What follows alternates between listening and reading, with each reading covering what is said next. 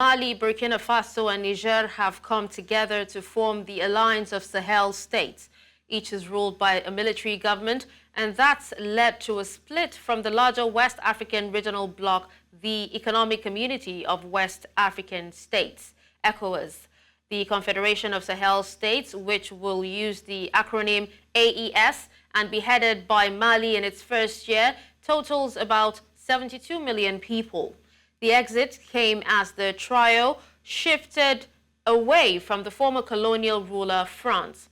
All three have expelled anti-jihadi French troops and turned instead towards what they called their sincere partners, Russia, Turkey, and Iran. We're joined by Dr. Victor Okai, a political and African affairs analyst. Hello, Doctor. Thank you so much for joining us.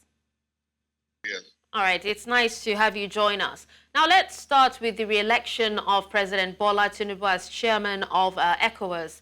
Now, of what importance is this to the region, and what should we expect from his leadership this time? I don't know why he was re-elected, but I guess it gives him an opportunity to be able to remedy the mistakes of his first term. I mean, we had no business letting the Sahelian countries leave, Burkina Faso, Mali, and Niger.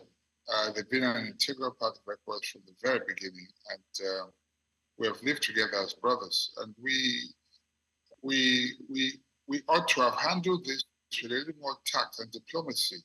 I also worry because, you see, it's like we tended to give more, to listen more to Western powers, you know, like France and other Western nations, as opposed to trying to use that Ubuntu African spirit to bring our neighbors closer and try to understand. We also attempted to meddle in their internal affair. I mean, whatever happens in Niger, no matter what we feel, we cannot cry more than the bereaved. Nigerians should have taken the lead, and then ECOWAS follows.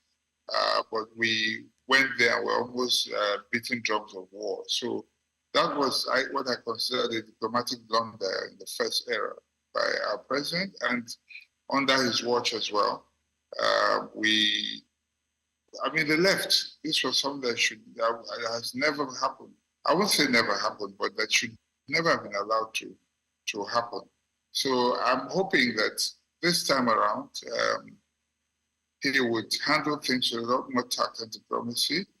And he has started well by getting the president of Senegal as a special envoy to start talking to them. He's closer to them in age, he's younger. And he's francophone like the rest of them. So I'm hoping that the Senegalese president would follow up on this, and then one way or another bring them back. I don't think it will be without compromise, though. We would have to shift grounds one way or another. Yeah, most definitely. Succeed.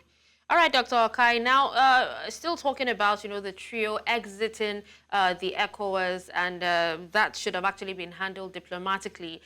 Despite them forming the alliance of the Sahel states and irrevocably severing ties from ECOWAS, the bloc you talked about, the appointment of the Senegal President Faye as facilitator to negotiate their return.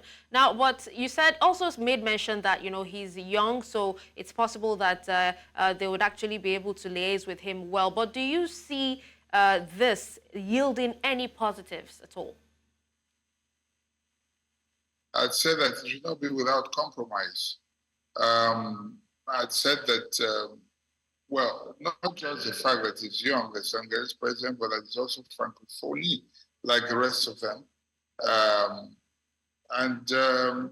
think that he'll be able to speak in a language that they would understand, because all three of them are products of change in their various countries. So they have something in common. Unlike the older heads of state and sit-tight heads of state you have in the rest of the region and Africa. But I think that for this to work, truth is, we would have to shift grounds. It will no longer be on our terms. It will have to be on their terms.